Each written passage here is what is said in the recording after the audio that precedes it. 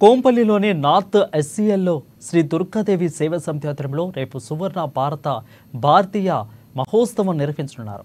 ఇక అదేవిధంగా మహోత్సవాల్లో భాగంగా జగద్గురువులు శ్రీ శ్రీ శ్రీ శ్రీ భారతీ తీర్థ మహాస్వామి గురు పాదుకా పూజ మహాజరు కనున్నారు. ఈ సందర్భంగా దక్షిణామ్నాయ శృంగేరి శ్రీ శారదాపీఠ జగద్గురువులు శ్రీ శ్రీ శ్రీ భారతీ తీర్థ మహాస్వామి సన్యాసం స్వీకరించి 50వ వసంతం పూర్తయిన సందర్భంగా పూజలు చేయనున్నట్లు ఆలయాధికారి రవిచంద్ర శర్మ తెలిపారు. అనంతరం శ్రీ శ్రీ శ్రీ భారతీ తీర్థ మహాస్వామి పాదుకా పూజ, సాయంత్రం పాదుకల ఊరేగింపు, రథోత్సవంతో కార్యక్రమం పూర్తవుతుందని తెలిపారు.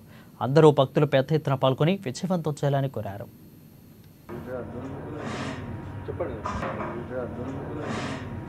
భారతదేశంలో అద్వైత స్థాపన నిమిత్తం శంకరాచార్యుల వారు 4 పీఠాలను స్థాపన చేసినారు.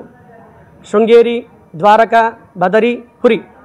ఇందులో భాగంగా దక్షిణామ్నాయ శారదా శృంగేరి పీఠాన్ని సామ్రాట్ పీఠంగా అందరం పూజిస్తూ ఉంటాము.